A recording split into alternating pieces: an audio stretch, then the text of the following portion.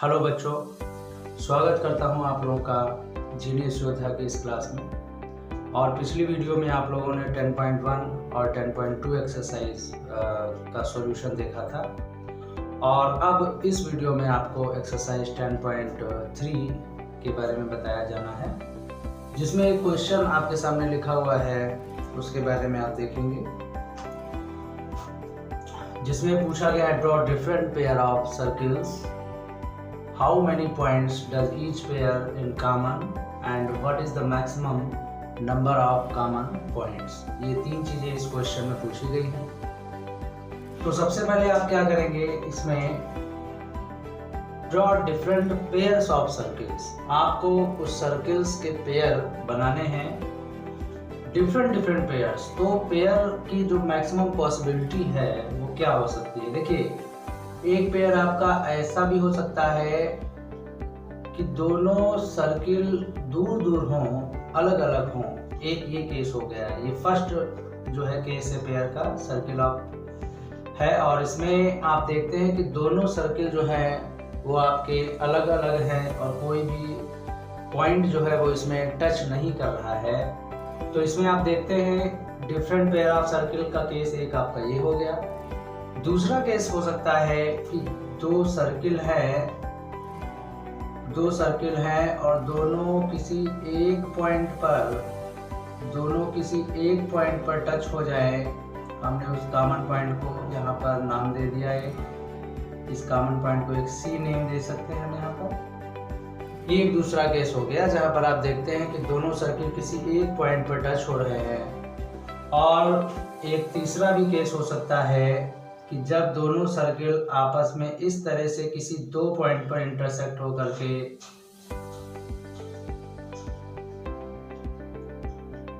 Pair बनाते हैं। ये तीन तरह के केस आपने देखे इस क्वेश्चन में। तो इन्होंने कहा था draw different pair of circles, तो ये डिफरेंट पेयर्स हैं, ये मैक्सिमम पॉसिबिलिटीज इसमें आपको मिली है। और पूछा गया how many points does each pair in common. अब जो पेयर आपने बनाए हैं इसमें जो ईच पेयर है उसमें कॉमन पॉइंट्स कौन कौन से हैं ये आपको बताना है। तो जैसा कि जो पहला आपने बनाया है, फर्स्ट पेयर बनाया है, उसमें आप देखते हैं कि दोनों सर्किल अलग अलग हैं और अलग अलग में कोई भी पॉइंट आपस में टच नहीं कर रहे हैं। तो हम इसमें यही लिखेंगे कि इसमें जो पॉइंट्स हैं, कॉमन पॉइंट्स,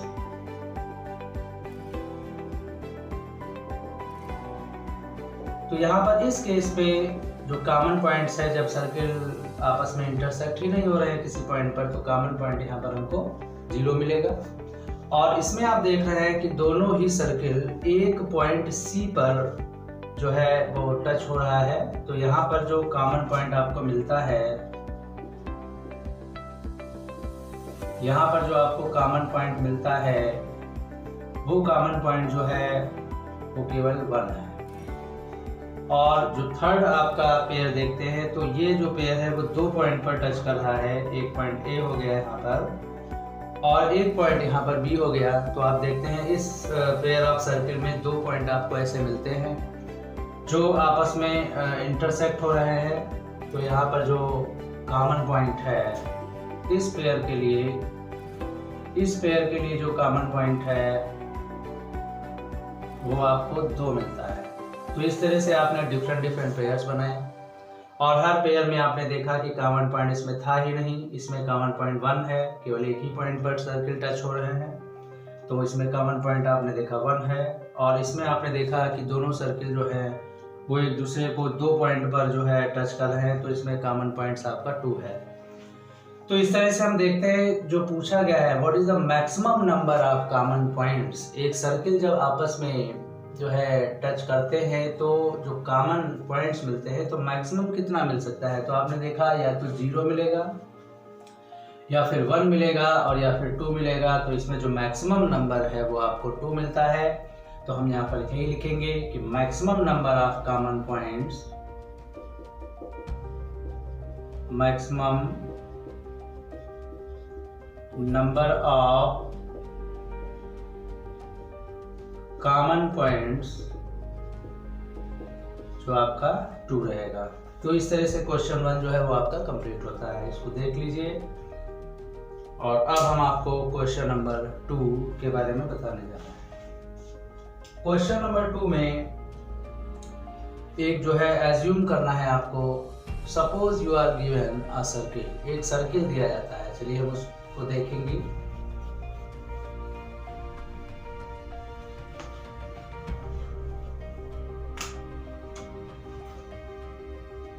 क्वेश्चन 2 में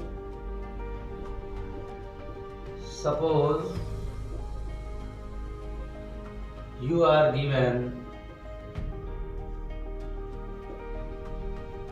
अ सर्किल, आपको एक सर्किल दिया जाता है। Give the construction to find its centre, ये पूछा गया है इसमें।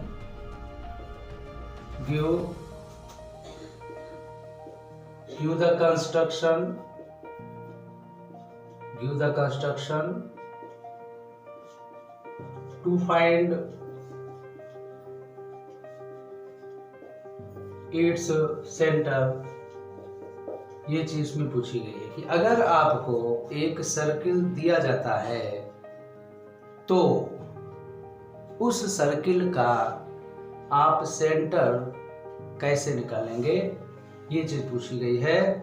तो उसमें हम कुछ स्टेप्स आपको बताते हैं, वो स्टेप आप ध्यान रखेंगे और उस तरह से किसी भी सर्किल का सेंटर आप आसानी से निकाल सकते हैं। सबसे पहले आपको क्या करना होगा, यहाँ पर सर्किल दिया गया है। सपोज दैट ये एक आपका सर्किल है, ये एक आपका एक सर्किल दिया गया है। तो इसमें आपको सेंटर फाइंड आउट करना है। तो सबसे पहले आपका जो स्टेप 1 होगा, स्टेप 1, आपको जो सर्किल दिया गया है उसमें कोई 3 पॉइंट आपको ले लेने हैं। तो सबसे पहले आप जो स्टेप 1 में लिखेंगे, टेक 3 पॉइंट्स ऑन सर्किल, जो भी सर्किल दिया गया है उसमें 3 पॉइंट आपको ले लेने हैं। एक पॉइंट हमने ये ले लिया A, एक पॉइंट हमने यहाँ पर B ले लिया और एक पॉइंट हमने यहाँ पर C ले लिया। इस तरह से कोई भी आप जो है 3 पॉइंट सर्किल में ले सकते हैं। अब स्टूडेंट्स जो स्टेप आपका 2 होगा वो ध्यान देंगे। स्टेप 2 में जो 3 पॉइंट आपने लिए हैं, तो उन तीनों पॉइंट में जो पॉइंट आपको मिल रहे हैं, जो कॉर्ड बनाएंगे, वो आपको ज्वाइन करना है। तो हमने यहाँ पर AB और BC को ज्वाइन किया है। AB और BC को आप ज्वाइन करेंगे। तो ये स्टेप आप यहाँ पर लिख दीजिए, ज्वाइन AB एंड BC, ये 2 पॉइंट जो है वो आप इसमें ज्वाइन करते हैं। और आप हमेशा जो ज्वाइन का जो रूल होगा वो ये हमेशा यही रहेगा कि आप माइनर सेगमेंट जब आपको मिलता है उन पॉइंट्स को आपको ज्वाइन करना है। यहाँ पर आप देखते हैं एक आपको A और C, ये पॉइंट भी आप ज्वाइन कर सकते हैं, लेकिन आप जो है केवल 2 माइनर सेगमेंट से काम चला सकते हैं। तो 2 माइनर सेगमेंट AB और BC जो है उसको आप ज्वाइन करते हैं और 2 माइनर सेगमेंट भी आपको यहाँ पर दिख रहा है। इसके बाद नेक्स्ट स्टेप आपका क्या होता है, जो आपका स्टेप 3 है बच्चों। नेक्स्ट स्टेप में जो आपको कॉर्ड मिल गई है, यानी कि AB और BC, ये 2 कॉर्ड आपको मिली हैं, उनका परपेंडिकुलर बाइसेक्टर करना होता है। परपेंडिकुलर बाइसेक्टर का मतलब होता है कि कॉर्ड को 2 इक्वल पार्ट में डिवाइड करना होता है। परपेंडिकुलर बाइसेक्टर में कॉर्ड को 2 इक्वल पार्ट में डिवाइड करना होता है। तो उसके लिए आपको क्या चाहिए कि आप कंपास लेंगे, कंपास में जो है आप पेंसिल फिट करेंगे और कंपास की निडल पार्ट को आप A पर रखते हैं और पेंसिल पार्ट को आप हाफ से ज़्यादा डिस्टेंस फिल करके एक आर्क आप ऊपर लगाएंगे और कंपास के नीडल को A पर फिक्स रखना है आपको। इस चीज़ का ध्यान रखें। एक बार फिर से सुन लीजिए। कंपास के निडल को ए पर फिक्स करके केवल पेंसिल पार्ट को आपको चलाना है। तो पेंसिल पार्ट आप चलाएंगे कब? जब हाफ से ज़्यादा डिस्टेंस ले लेंगे और पेंसिल वर्क पॉइंट को आप जो है एक बार ऊपर चलाइए और एक बार आप नीचे चलाइए। ये काम आपको करना है ए पॉइंट से। इसके बाद कंपास के निडल को आप उठाइए और बी पर फिक्स कर दीजिए और पेंसिल पार्ट को आप जो पिछला आर्क था उसको यहाँ पर आप इंटरसेक्ट करेंगे और यहाँ पर इंटरसेक्ट करेंगे, मतलब कि जो आर्क आप पहले बना चुके हैं उसको इंटरसेक्ट करना है बी पॉइंट से। तो आपने देखा कि आपको ये और ये 2 पॉइंट आपको मिल चुके हैं और इन दोनों जो पॉइंट हैं उनको आप स्केल से ज्वाइन कर देंगे। ये आपने ज्वाइन कर दिया और ये आपने देखा कि जो कॉर्ड है, आपका जो कॉर्ड है उसके 2 बराबर इक्वल पार्ट हो गए हैं। इस तरह से आपको स्केल से ये वर्क करना है। इसके बाद में आपको क्या करना है, एक आपको BC एक दूसरा कॉर्ड भी दिया गया है इसमें, तो इसमें भी आपको परपेंडिकुलर बाइसेक्टर करना है। एक बार फिर से रूल समझ लीजिए। कंपास की निडल को आप B पर रख करके पेंसिल को हाफ से ज़्यादा डिस्टेंस कर लीजिए और एक बार आर्क आप जो है ऊपर लगाएंगे और एक बार आर्क नीचे लगाएंगे पेंसिल को चलाकर और B पर आपको फिक्स रखना है कंपास के निडल। इसके बाद कंपास के निडल को आप उठाएंगे, C पर फिक्स करके पेंसिल को आप जो है एक बार जो पिछले आर्क बन चुके हैं उसको इंटरसेक्ट करेंगे। तो एक बार जो ये आर्क था उसको इंटरसेक्ट किया आपने और एक बार ये आर्क था उसको इंटरसेक्ट किया और इस तरह से आपने देखा कि आपको 2 पॉइंट मिल चुके हैं। इसके बाद स्टूडेंट्स इन दोनों पॉइंट को भी आप जो है स्केल की हेल्प से ज्वाइन करते हैं और आप देखते हैं कि एक आपका AB कॉर्ड था उसको आपने परपेंडिकुलर बाइसेक्टर किया और एक आपका BC कॉर्ड था इसको भी आपने जो है परपेंडिकुलर बाइसेक्टर किया और परपेंडिकुलर बाइसेक्टर के जो 2 पेयर आपको, एक पेयर जो आपको मिला है वो आप देख पा रहे हैं कि इस जगह पर इंटरसेक्ट हुआ है और यही जो है इंटरसेक्शन पॉइंट दोनों परपेंडिकुलर बाइसेक्टर लाइन का, यही जो है उस सर्किल का सेंटर होता है। तो ये प्रोसीजर है। इट मीन्स अगर आपको एक सर्किल दिया गया है तो उस सर्किल का सेंटर आपको फाइंड आउट करना है। तो सबसे पहले उस सर्किल के सरकमफ्रेंस पर कोई 3 पॉइंट आपको ले लेने हैं। ये आपने लिया A, B और C। इसके बाद आपने AB और BC को ज्वाइन किया, आपको 2 कॉर्ड मिल गए और इन कॉर्ड को आप जो है परपेंडिकुलर बाइसेक्टर करते हैं। कंपास में हाफ से ज़्यादा डिस्टेंस फिल करके आर्क ऊपर और नीचे आपको लगाना होता है, ये लाइन ड्रॉ करनी होती है। आपका जो कॉर्ड है वो 2 बराबर पार्ट में डिवाइड हो जाता है और इसी तरह दूसरे कॉर्ड में भी यही वर्क आपको करना होता है। तो इस तरह से दोनों जो परपेंडिकुलर बाइसेक्टर लाइंस आपको मिली हैं वो आपस में इंटरसेक्ट होती हैं किसी बीच के पॉइंट पर और वही बीच का पॉइंट जो है वो दिए गए सर्किल का सेंटर होता है और ये प्रोसीजर आपको सब में फॉलो करना है। तो स्टेप 3 में आपको क्या लिखना है कि ज्वाइन AB और BC आपने किया।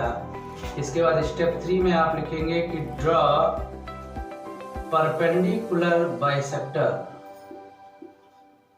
Draw perpendicular bisector of BA and BC to get point O, which is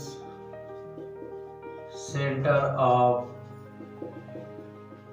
given circle. तो इस तरह से 3 स्टेप में जो है आपका ये वर्क कंप्लीट हो जाता है और यहाँ पर आप जो है परपेंडिकुलर बाइसेक्टर कैसे ड्रॉ किया जाता है इसका कॉन्सेप्ट ध्यान रखेंगे और एक सर्किल में जो अननोन सेंटर है वो आप बहुत आसानी से फाइंड आउट कर सकते हैं। तो इस तरह से एक्सरसाइज 10.3 का क्वेश्चन नंबर 2 भी कंप्लीट होता है और अब हम बढ़ते हैं क्वेश्चन 3 की ओर।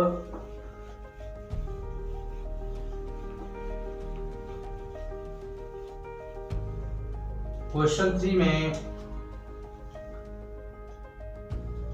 2 सर्कल्स 2 पॉइंट्स पर इंटरसेक्ट कर रहे हैं। क्वेश्चन 3 देखेंगे, if 2 circles intersect at 2 points, if 2 circles intersect at 2 points, if 2 circles intersect at 2 points, prove that their centers lie on the, prove that their centers lie on the perpendicular bisector, lie on the perpendicular bisector of the common chord। ये question है और इसका solution जो है वो आपको करना है। और यहाँ पर जो गिवन चीजें हैं वो आप देखेंगे कि इफ 2 सर्कल्स, यहाँ पर 2 सर्किल है और वो दोनों सर्किल आपस में इंटरसेक्ट हो रहे हैं और आपको 2 पॉइंट मिल रहे हैं, तो कुछ सर्किल इस तरह से इंटरसेक्ट होगा। एक सर्किल आपका ये हो गया और एक सर्किल आपका ये हो गया। ये 2 सर्किल है और ये दोनों सर्किल जो है वो 2 पॉइंट ए और बी पर इंटरसेक्ट हो रहे हैं, जैसे कि क्वेश्चन में बोला गया था। और इन्होंने कहा है there centres lie on the perpendicular bisector of common chord. तो यहाँ पर आप देखते हैं कि ए और बी जो है वो कॉमन पॉइंट हैं। तो कॉमन पॉइंट को जब आप ज्वाइन करेंगे तो आपको कॉमन कॉर्ड मिलता है। तो ये आपको ए और बी हमने ज्वाइन किया, ये ए बी ही हमारा कॉमन कॉर्ड है। और सर्किल के सेंटर की अगर हम बात करें तो ये आपका सर्किल का सेंटर है जिसको हम कह देते हैं C1, और इस सर्किल का जो सेंटर है उसको हम C2 कह देते हैं। तो इन्होंने कहा है their centre lie on the perpendicular bisector of common chord. तो कॉमन कॉर्ड आपका ये है और अगर हम इस सेंटर को ज्वाइन कर दें तो आपको C1 C2 में पॉइंट मिलता है लाइन सेगमेंट। तो इन्होंने कहा है कि जो सेंटर है यानी कि जो C1 C2 है वो कॉर्ड को, कॉमन कॉर्ड को परपेंडिकुलर बाइसेक्टर करता है, उस पर लाई करता है, ये आपको बताना है। तो सॉल्यूशन में आपको क्या दिखाना है, यहाँ पर एक पॉइंट हम यहाँ मान लेते हैं, इस पॉइंट को हमने यहाँ पर M कह दिया। तो टू प्रूव, यहाँ पर आपको क्या प्रूव करना है, टू प्रूव कॉर्ड जो है वो बाइसेक्टर है, यानी कि आपको AM और BM इक्वल दिखाना है। एक चीज तो ये कि कॉर्ड परपेंडिकुलर बाइसेक्टर का मतलब क्या है, कॉर्ड बाइसेक्टर तभी होगा जब ये AB कॉर्ड है और AM और BM की लेंथ आपस में इक्वल होगी, तभी आप उसको बाइसेक्टर कह सकते हैं। तो यहाँ पर AM और BM आपको इक्वल दिखाना है। और परपेंडिकुलर भी कहा गया है, तो यानी कि हमको ये जो एंगल है ये 90 भी दिखाना है। AM परपेंडिकुलर C1M ये भी आपको दिखाना है, एंड BM परपेंडिकुलर C1M ये आपको यहाँ पर 90 डिग्री भी शो करना होगा। ये चीजें आपको जो है दिखानी है इसमें, तभी आप परपेंडिकुलर बाइसेक्टर पूरा दिखा पाएंगे। और परपेंडिकुलर बाइसेक्टर के लिए आप समझ गए होंगे कि आपको 2 चीजें दिखानी है इस क्वेश्चन में। एक तो कॉर्ड AB जो है वो 2 इक्वल पार्ट में डिवाइड करता है, यानी कि बाइसेक्टर प्रूव करेंगे। और दूसरा जो है ये परपेंडिकुलर है सेंटर से जाने वाली लाइन का, यानी कि AM और C1 90 होना चाहिए और BM C1 भी जो है 90 होना चाहिए, ये आपको प्रूव करना है। तो एक आप जो है इसमें कंस्ट्रक्शन करते हैं। सबसे पहले एक कंस्ट्रक्शन किया जाएगा और कंस्ट्रक्शन में C1A को आप ज्वाइन करते हैं। ये C1A ज्वाइन किया, इसी तरह C1B भी आप ज्वाइन कर लेंगे। ये कंस्ट्रक्शन में किया जाएगा। तो यहाँ पर आप लिखते हैं join C1A and C1B and इसी तरह से आप C2A join C2A and C2B, इसी तरह से इधर भी आपको ज्वाइन कर लेना है। ये कंस्ट्रक्शन किया जाएगा और कंस्ट्रक्शन के बाद आप जो है कुछ जो रूल बताए गए हैं वो आप इसमें अप्लाई करेंगे और आपको कांग्रुएंसी का रूल बताया जा चुका है। तो कांग्रुएंसी का रूल हम लगाएंगे और कुछ ऐसे रिजल्ट, कांग्रुएंसी का रूल लगाने के बाद में कुछ ऐसे रिजल्ट हमको मिलेंगे और उस रिजल्ट की हेल्प से हम ये बता देंगे कि जो कॉमन कॉर्ड है वो उनके जो सेंटर हैं वो कॉमन कॉर्ड के लिए जो है परपेंडिकुलर बाइसेक्टर पर लाई करते हैं। तो देखते हैं कौन कौन सा रिजल्ट हमको मिलता है। देखिए ये जो C1 C2 सेंटर को आपने ज्वाइन किया है तो उससे एक ट्रायंगल आपका C1 C2 के ऊपर बन रहा है जिसको आप कहेंगे ट्रायंगल C1A C2, और एक जो है आपका C1 C2 के नीचे ट्रायंगल बन रहा है जिसको आप कहते हैं C1B C2। इन दोनों को अगर आप ऑब्जर्व करें स्टूडेंट्स तो आप ऑब्जर्व करके ये पाएंगे कि इन दोनों ट्रायंगल में C1A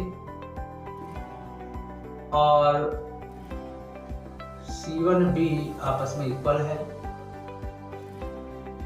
C1A और C1B ये आपस में इक्वल है क्योंकि ये दोनों रेडियस का काम कर रहे हैं एक ही सर्किल का। तो यहाँ पर हम रेडियस लिख देंगे और इसी तरह से यहाँ पर हम C2A और C2B को भी इक्वल दिखाएंगे क्योंकि ये भी आपका रेडियस ही है दूसरे सर्किल का, ठीक है। और नेक्स्ट थिंग इज दैट कि जो C1 C2 है, C1 C2 equal to C1 C2, ये दोनों ही ट्रायंगल का कॉमन पार्ट है, कॉमन साइड है यहाँ पर। तो यहाँ पर आपको ये भी लिखना होगा कॉमन साइड।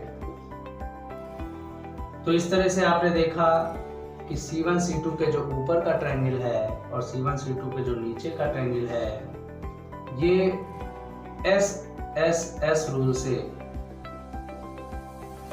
कांग्रुएंसी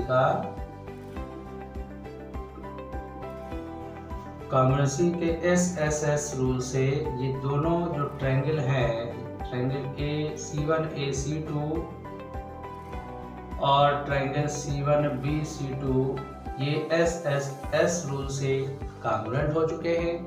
और जब दो ट्रायंगल कांग्रुएंट हो जाते हैं तो उसके जो करस्पॉन्डिंग पार्ट होते हैं वो सब आपस में बराबर होते हैं। तो हम उस करस्पॉन्डिंग पार्ट को हम लिखेंगे जो इस प्रूफ को करने के लिए, जो आपको प्रूफ करना है उसके लिए यूजफुल हो। तो यहाँ पर आप देखते हैं कि ये ट्रायंगल और ये ट्रायंगल आपस में कांग्रुएंट हो चुका है। तो ये और ये जो एंगल्स हैं वो भी आपस में बराबर होंगे बाई CPCT। तो एंगल AC1M यानी कि ये जो आपका है या M का है या हम C2 भी कह सकते हैं, ये इक्वल होगा ट्रायंगल PC1 C2 के reason by CPCT। Corresponding part of congruent triangle का ये रूल होता है कि अगर दो ट्रायंगल आपस में कांग्रुएंट हैं तो उनके जो पार्ट होते हैं, उनके जो 6 पार्ट होते हैं वो आपस में सब बराबर होते हैं। तो यहाँ पर हमने उस पार्ट को बराबर नेक्स्ट स्टेप में लिख दिया है। जो पार्ट जो है प्रूफ करने के लिए यूजफुल है उस एक पार्ट को हमने यहाँ पर बराबर लिखा है और ये आपका इक्वेशन 1 हम यहाँ पर मान लेते हैं। इसके बाद स्टूडेंट्स हम देखते हैं एक ट्रायंगल हमारा ये भी है। Now in triangle C1AM and C1BM, इन दोनों ट्रायंगल में आप देखते हैं कांग्रुएंसी में क्या प्रूव करने जा रहे हैं। C1A ये आपका C1B के बराबर होगा क्योंकि ये रेडियस का काम कर रहा है।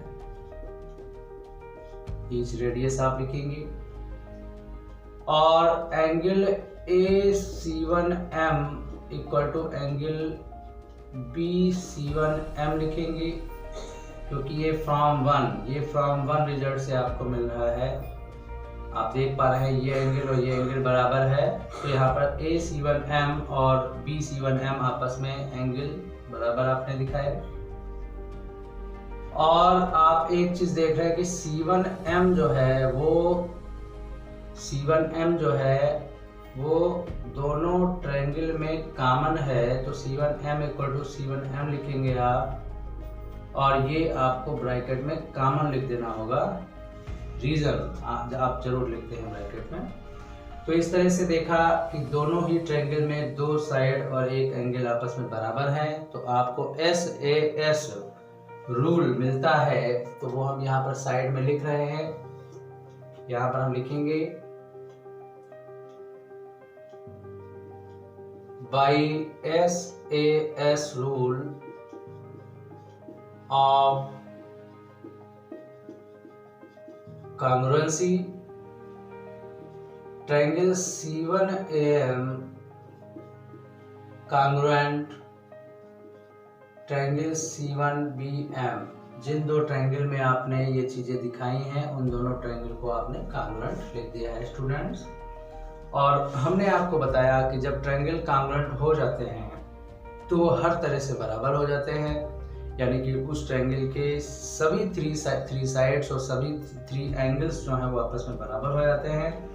तो इसके बाद हम उस पार्ट को इक्वल लिखेंगे यहाँ पर, जिसकी प्रूव करने के लिए आपको ज़रूरत है। तो जब ये दो ट्रायंगल कॉन्ग्रुएंट हो चुके हैं तो यहाँ से AM और BM आपका बराबर आ गया है, जो कि हमको प्रूव करना था।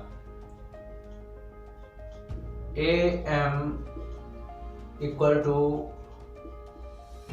BM, ये आपका जो है रिजल्ट 2 हम यहाँ पर नोट कर लेते हैं। और AM और BM आपको बराबर दिखाना था, क्योंकि ये जो AM और BM है ये कॉर्ड के दो पार्ट हो गए हैं और दोनों पार्ट इक्वल हो गए हैं। इट मीन्स आपने बाइसेक्टर जो आपको करना था वो चीज प्रूव कर चुके हैं।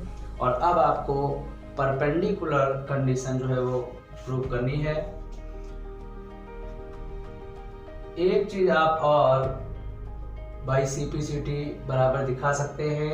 एंगल AMC1 जो है, एंगल AMC1 जो है वो बराबर होगा एंगल BMC1 के। और इन दोनों ही कंडीशन में आप यहाँ पर लिखेंगे by CPCT corresponding part of congruent triangle.